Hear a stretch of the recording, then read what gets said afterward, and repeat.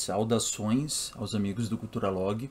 Faz um tempinho que eu não faço um vídeo aqui para vocês, mas eu tive que voltar para falar de um dos meus discos favoritos de todos os tempos, que fez 25 anos agora. Semana passada, lá no dia 20 de setembro de 96, foi lançado o último disco em vida da Legião Urbana, que é A Tempestade. Eu vou falar um pouco sobre o que aconteceu durante esse projeto no estúdio, como foi a recepção, o lançamento, e falar um pouquinho sobre cada uma dessas faixas nesse disco que é tão importante na minha vida e talvez na vida de vocês também.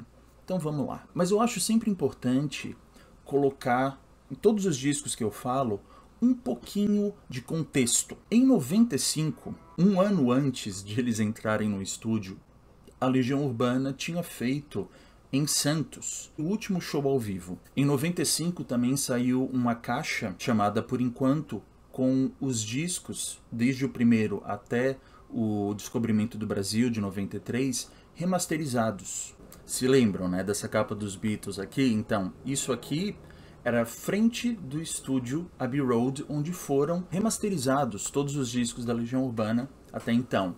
Algo que estava acontecendo também na época era que em 95 o Renato lançou um disco que fez muito sucesso, que é o Equilíbrio Distante. Essa aqui é a minha cópia. Vocês estão vendo ali que eu colocava, né, o nome nas minhas capas. Então tem ali, eu comprei em 95 mesmo. Por sinal, essa primeira prensagem do disco, ela vem com um papel bem bonito.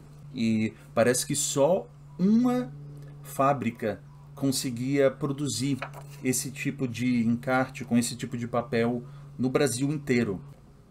Então isso aqui era em 95, né, que é o disco em italiano do Renato. Mas depois dessa primeira prensagem, eu acredito que estava no contrato que um ano depois dessa prensagem, eles começaram, né, a colocar o disco no formato Jewel Case, né, que é o formato comum de CD. Desde a turnê do disco 5 também, que a Legião estava trabalhando com o Carlos Trilha, e depois veio trabalhar com o Renato no primeiro disco solo dele e também no disco em italiano. Tem uma história curiosa aqui de família sobre o Carlos Trilha, porque antes de eu nascer, a minha família morava no mesmo bairro que ele morava. Então, assim, a figura do Carlos Trilha, que trabalhou com o Renato, era uma figura meio conhecida ali no bairro, na rua, né? Que era sempre o cara que estava com violão. Então, reza a lenda que ele até chegou a frequentar a nossa casa quando ele era jovem. O disco anterior da Legião Urbana tinha sido o Descobrimento do Brasil, e nessa época o Renato, por um milagre, ele estava limpo, estava conseguindo se distanciar do álcool e das drogas. Inclusive, se você quer saber um pouco mais sobre o que aconteceu nessa época, tem um livro chamado Só por Hoje e para Sempre, lançado pela Companhia das Letras, que é um diário do Renato que ele escreveu na época que ele estava no Alcoólicos Anônimos. Mas, 3 anos depois, quando eles finalmente foram gravar A Tempestade, o Renato já tinha tido uma recaída. E mesmo na época das gravações do Equilíbrio Distante, ele teve até que pausar as gravações porque ele tinha caído numa depressão profunda, né? Isso estava virando uma constante na vida do Renato. 3 anos, se você for pensar, é bastante tempo de hiato. Mas nesse tempo o Renato estava no trabalho solo e a banda super apoiava, porque enquanto ele estivesse trabalhando, enquanto ele estivesse ocupado com o trabalho, ele potencialmente usaria menos a bebida, ele se drogaria menos. Mas como eles não se viam há muito tempo, o Bonfá, o baterista, ele até fala que ele se espantou muito quando viu o Renato depois desses anos todos, assim, sem um contato mais próximo. Então eles viram, assim, um Renato que estava extremamente magro, extremamente abatido. Esse disco, ele começou a ser gravado em janeiro de 96. Lembrando, né, que ele foi lançado em setembro. Então eles foram gravar ali no estúdio AR, na Barra da Tijuca, no Rio de Janeiro, e desde o início as coisas já não correram bem, porque o Renato ficou indignado pelo fato de que o estúdio não tinha sido fechado só para eles. Então eles teriam que dividir ali as horas com outros artistas. E o Renato, que era acostumado a ter assim um estúdio só para ele, lembrando que o Quatro Estações eles tiveram um estúdio para eles um ano inteiro, aí ele já tomou isso, né? Ele já estava deprimido. Então ele tomou isso como uma desculpa para não acompanhar as gravações do disco. Então ele ficava no apartamento dele, também era no Rio de Janeiro, e todos os dias ele tinha contato com a equipe, principalmente com o hold deles, né, que era um ex-fã, tinha virado hold, o Reginaldo Ferreira. O Reginaldo, ele fazia assim o papel de pombo correio, então todos os dias, toda vez que tinha alguma gravação para mostrar, ele mandava para casa do Renato e o Renato dava um parecer, ou para ele, ou ligava para o Dado, né, que foi o principal produtor desse disco, junto com o Carlos Trilha, e normalmente assim o feedback que ele dava era horrível. Ele estava super estressado, assim, e colocando defeito em tudo, que aparentemente era bem comum. Tem uma frase célebre, né, que falam que o Renato uma vez disse pro Dado, assim, que a única coisa que se salvava nas gravações ali era o toque do metrônomo, né, que é o que dá o tempo da música. Aí o Dado estava super para baixo, porque, né, ele via o Renato como, digamos, um irmão mais velho, tal, ele estava precisando dessa aprovação. E essa aprovação não existia. Então ele chorou as mágoas pro ex-produtor da Legião, né, que na época estava trabalhando em outra gravadora, o Maírton Bahia, que produziu o 2, Que País é Esse, Quatro Estações, 5 e o Descobrimento. Era a primeira vez que ele não estava envolvido no projeto. Mas aí o Maírton falou, Dado, desencana, porque foi sempre assim. O Renato sempre foi muito perfeccionista. É assim que funciona trabalhar com ele. O Renato mal compareceu durante as gravações. As vozes que ele gravou, com exceção da Via Láctea, que foi o que foi escolhido assim como uma música de trabalho, né, o single do disco, uma escolha bem estranha, convenhamos, né, porque a Via Láctea é uma música bem para baixo. Poderia ter escolhido 16, por exemplo, que é inclusive a única música desse disco que está no Mais do Mesmo, né, que é a coletânea primeira, e essa é a única música para a qual o Renato regravou vocais. Todas as outras foram, assim, primeiros takes, é o que se chama de voz guia, que são o quê? Aquela voz que você usa só assim como uma referência, porque depois, né, você vai gravar as vozes melhor, vai escolher o melhor take. Ele estava muito debilitado, né? A própria voz dele já não era mais a mesma. Ele já não tinha, muitas vezes, como cantar. Ao contrário do que aconteceu com o Cazuza, pouquíssima gente sabia que o Renato estava com AIDS. Nem o hold, né, que ficava indo e voltando como o pombo correio, sabia. O Renato dizia para ele que estava com depressão química. Mas ele ficou meio confuso, assim, quando uma vez ele foi para a casa do Renato e viu que ele estava ali, né, entubado, cheio de médico ao redor. Aí ele ficou pensando, tá, depressão, né? A gente tem uma ideia do que pode ser, mas estar entubado por causa de depressão, aquilo ficou na cabeça dele. E na verdade, nem o Carlos Trilha sabia. Eu acho que era só o Dado e o Bonfá que tinham consciência disso. Então, conforme o Renato reclamava pro Carlos Trilha de como ele não estava gostando de nada que eles estavam mandando e produzindo, o Trilha, uma vez, ele perdeu a paciência e falou assim, é muito fácil para Sua Majestade Renato Russo, né, que não está indo no estúdio, receber as coisas prontas e depois ficar reclamando. Aí o Renato ficou indignado e disse, cara, eu tô doente. É por isso que eu, né, não estou comparecendo, eu estou muito doente. Eu não vou estar aqui para sempre. Vocês têm que aprender a fazer as coisas sem a minha presença.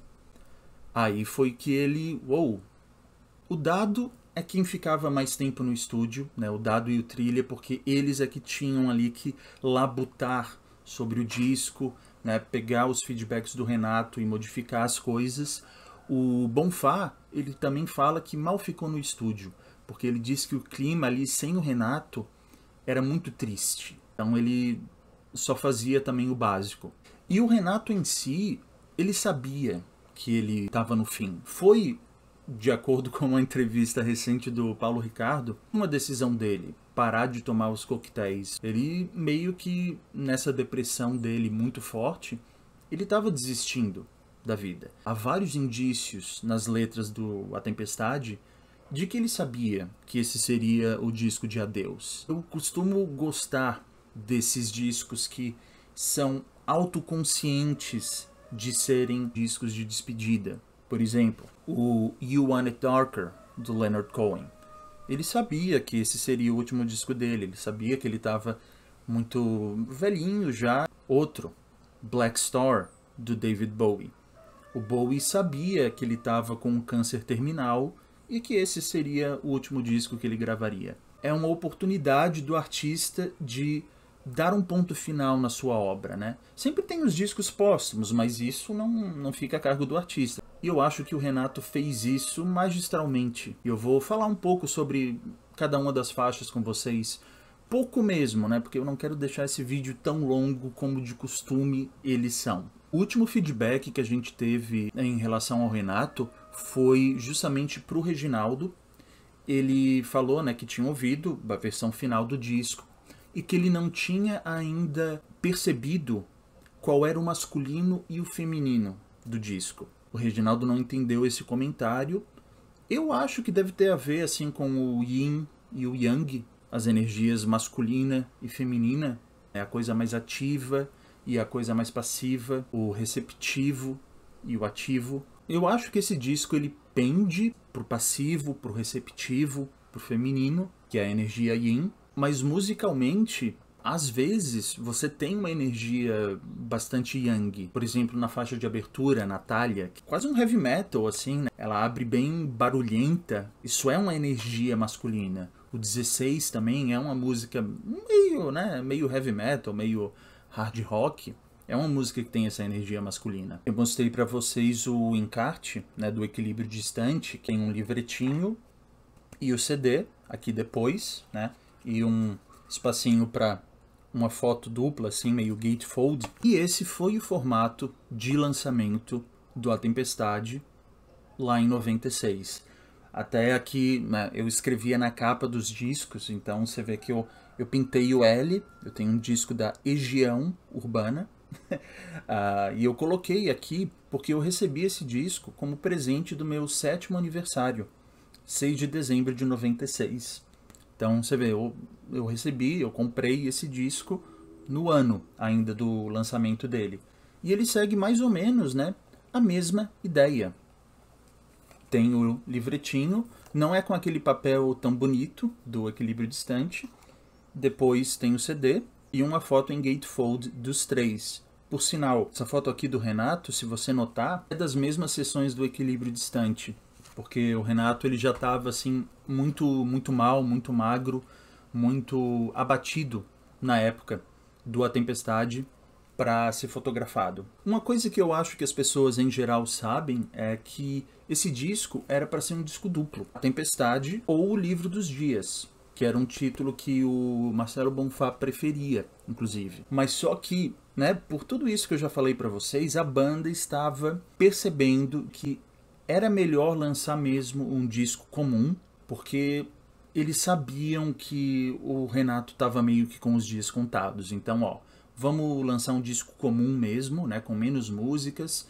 Já lança isso porque é o tempo que a gente vai ter. O Renato também era contra a ideia de um disco duplo, porque ia ficar muito caro. Então algumas músicas ficaram de fora e só foram aparecer no disco póstumo, Uma Outra Estação, no ano seguinte. Por exemplo, aqui tem a música Clarice, que foi gravada nas mesmas sessões do A Tempestade, mas o Renato, apesar de O Tempestade todo ser um disco bem para baixo, ele ficou com medo de colocar uma faixa tão pesada quanto Clarice no disco. Ele ficou com medo de uma onda de suicídios. E tá aqui. Inclusive uma faixa chamada A Tempestade ficou nesse disco, não no A Tempestade. Inclusive, algo bastante triste desse disco é a música Sagrado Coração. Tem a letra, mas eles não chegaram a gravar, porque o estado do Renato estava muito abatido, ele não conseguiu gravar os vocais para essa música. Outras coisas aqui sobre o encarte, ele não tem a frase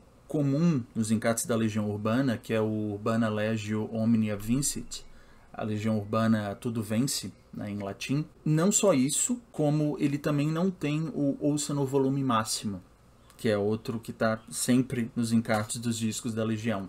São os dois bordões, digamos assim. Ao invés disso, esse aqui tem uma frase aqui do Oswald de Andrade. O Brasil é uma república federativa cheia de árvores e gente dizendo adeus. Novamente, autoconsciente de ser o último. Como eu falei, a gente abre com Natália, uma faixa bem pessimista, bem pesada, tanto em termos de letra quanto em termos musicais. Apesar de eu ainda achar que a melhor frase de abertura em qualquer disco é a do Pornography, do The Cure. Renato disse que o 5 era o Pornography da Legião. Ele abre com uma frase assim: não importa se todos nós morramos. Já o A Tempestade abre com a frase: vamos falar de pesticidas, de tragédias radioativas, de doenças incuráveis. Vamos falar da sua vida. E a gente tem ao longo do disco um esmiuçar do que é essa tragédia. Na Esperando por Mim ele fala que digam o que disserem, o mal do século é a solidão. Cada um de nós imersos em sua própria arrogância, esperando por um pouco de afeição. A música de Trabalho, nossa vida não é boa e nem podemos reclamar. Né? O brasileiro assim que trabalha pra caramba e recebe um salário horrível, mas a gente tem que ser assim pautado pelo trabalho. O trabalho engrandece o homem. A segunda faixa, L'Avventura, o nome remete a um filme do diretor italiano Michelangelo Antonioni. Eu não noto diretamente uma referência ao filme na letra. Talvez na parte que ele canta o sol é um só, mas quem sabe são duas manhãs. E no filme do Antonioni, que é um filme bastante críptico, assim, a gente não sabe muito bem o que está acontecendo. Parece que existe assim, uma linha temporal, no mínimo, dupla, né, em que as coisas acontecem aqui, mas acontecem aqui também. Uma viagem. Pode ter sido assim, uma micro-inspiração. E, de qualquer forma, o Renato gostava de colocar, né, referências para os fãs irem procurar. Longe do Meu Lado é um canto fúnebre sobre ter desistido do amor romântico, de querer ter alguém, mas não querer estar apaixonado. Essa é a ideia de Longe do Meu Lado. E também se repete, né, no Mil Pedaços, depois.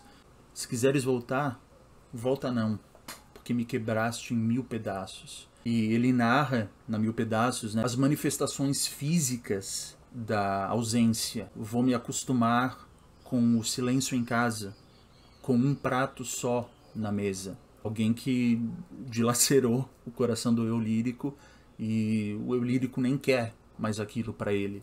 Sim, foi traumático demais. A Via Láctea, música que era para ser trabalhada nesse disco, é algo pouco mais autobiográfico. Ele até fala, né, a febre que não passa. Mas a lenda que o Renato estava com febre realmente, né, quando escreveu essa música, por causa das infecções e tal, seja pela AIDS ou pelos coquetéis, né, que eram super fortes e, né, reviravam todo o teu organismo. A música ambiente, também outro claro adeus do Renato. Ele canta: e quando eu for embora, não chore por mim. E depois tem um final assim meio etéreo, meio aquoso, eu diria. Mas apesar disso, né, o Renato era preocupado com deixar na obra dele algo para o futuro, para as futuras gerações. E há umas pinceladas disso, né, ao longo do disco. Por exemplo, na música Aloha, ele fala dos jovens, né, e dessa falta de perspectiva que os jovens têm. Até me lembra de um vídeo que eu vi recentemente de ele falando num show. Mostrar pra vocês aqui. Podem falar o que quiserem, que eu acho que a situação nesse país tá a pior coisa que eu já vi na minha vida. As pessoas estão completamente ignorantes, é um horror, sabe? Matando gente. Sabe o que é você ligar a televisão? Sabe? Morreram 12 pessoas em Itapuã. E assim, é todo dia, é todo dia, é todo dia. Então ele estava, né, preocupado com o futuro das coisas. Na Esperando por Mim, né, outra canção belíssima desse disco, ele fala que não importa o que disserem os meus pais, os meus verdadeiros amigos estarão esperando por mim. E agora, o meu filho espera por mim. Então tem assim essa conexão com o futuro vindouro, um futuro que ele não veria, mas que alguém veria. Existe uma continuidade do homem vivendo na história, sabendo que a sua vida acaba, mas a história não. A história segue. Isso é muito bonito. O Renato era uma pessoa, né, com todos os seus defeitos, era uma pessoa inteligente. Eu acho que ele tinha consciência disso. Ele só não queria mais estar vivo. A música Sou Parsifal, esse Parsifal é um termo da música erudita, e o Renato, de fato, nos últimos anos de vida, ele estava até a fim de fazer uma ópera, por incrível que pareça. Ele estava assim meio obcecado com Wagner e tal. Essa é uma composição dele junto com a Marisa Monte. E eu acho que é a única música do disco que, assim, poderia ter ficado de fora. A única música que parece não pertencer. Por sinal, no disco Duetos, a gente tem a segunda música, Celeste, que é um dueto com a Marisa Monte. O que é isso? É a própria Sou Parsifal numa versão anterior. A Marisa Monte se negou a gravar vozes novas, né, fazer um dueto póstumo, que é uma coisa meio esquisita, né?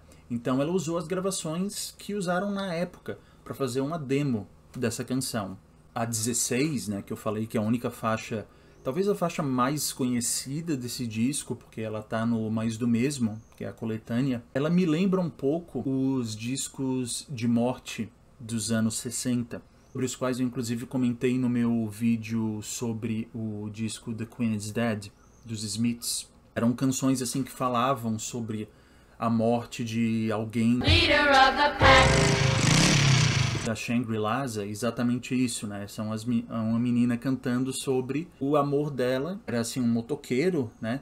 E morreu num acidente de moto. Aqui a gente tem o João Roberto, apenas 16 anos, morre, talvez assim um suicídio, num acidente de carro. Mil Pedaços, que eu falei, né? Outra canção belíssima, ela é mais acústica e usa uns acordes assim que não são muito comuns no vocabulário musical meio limitado, né, da Legião Urbana. O próprio Renato admitia, né? Você podia tocar todas as músicas da Legião com 3 acordes. Nessa música não. Essa música Mil Pedaços tem mais acordes. A canção Leila, que vem em seguida, eu acho que ela serve como um alívio cômico, né, num disco tão pesado. Em 2 momentos, né? Um que ele fala das baratas voadoras. Não sei se essa música é ou não dedicada a Leila Pinheiro, né, que era, como vocês podem ver aqui na capa do disco, era amiga do Renato, né, e nesse disco ela gravou várias canções,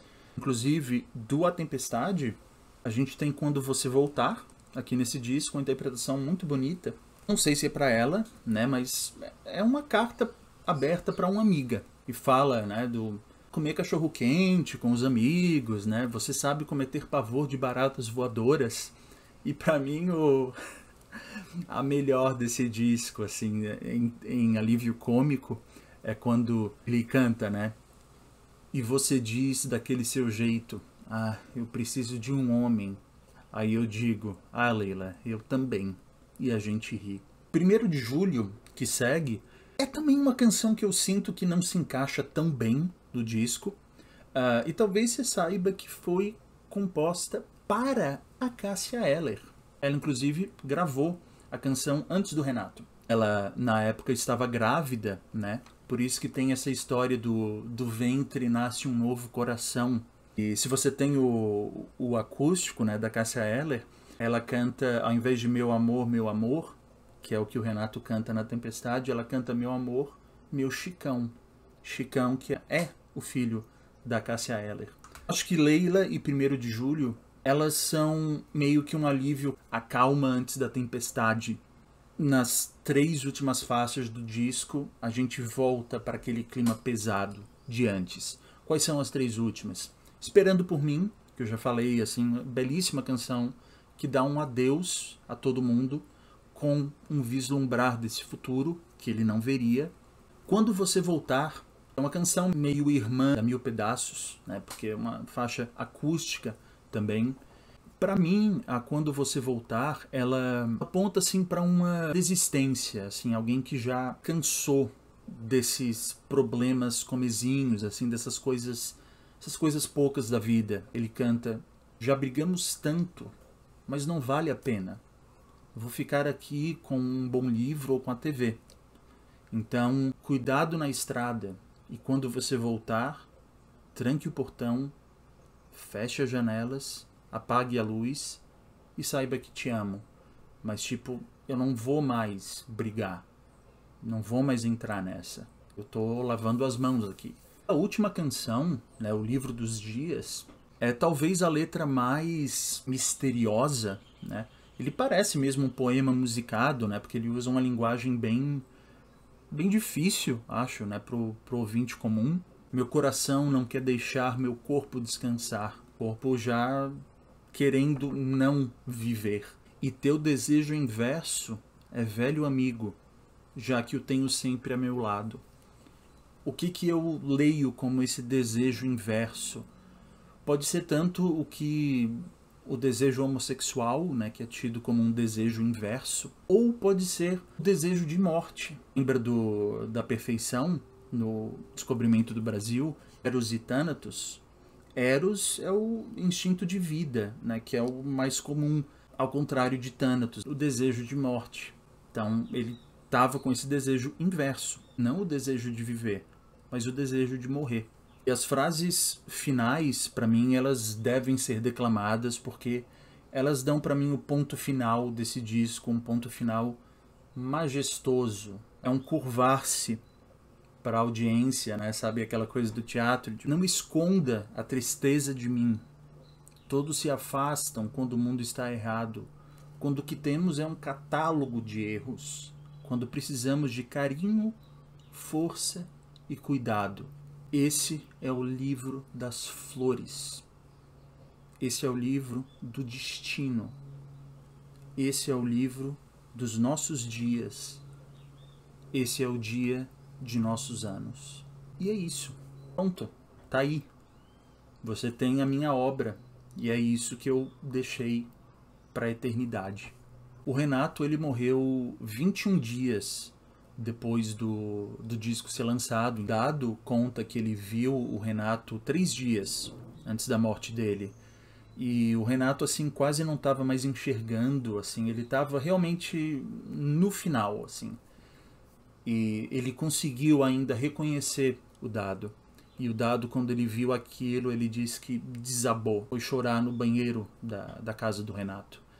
E o Renato deu adeus para ele, porque ele sabia que aquela seria a última vez. E 11 dias depois da morte do Renato, o Dado e o Bonfá fizeram uma entrevista coletiva e eles anunciaram o final da Legião Urbana, que não podia ser diferente. Talvez por pegar, né, a morte do Renato como marketing, querendo ou não, é mórbido, mas é um marketing, né? Falei para vocês do Black Star, do David Bowie. O marketing desse disco maior foi a morte dele. E tanto é que eu acho que chegou a número 1 nos Estados Unidos. Foi o primeiro disco do David Bowie a fazer isso.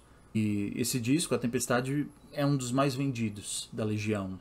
Hoje ele tem certificado diamante e ele vendeu mais de 1.100.000 cópias. Sendo que a Legião Urbana tem algo entre 13 e 15 milhões de cópias vendidas hoje, né, no todo, incluindo o solo do Renato Russo, né.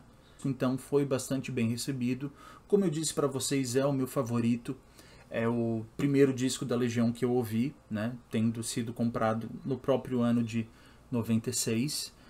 Mas eu só fui mesmo gostar dele 10 anos depois. Aos 17 que eu fui entender melhor o que estava sendo dito ali.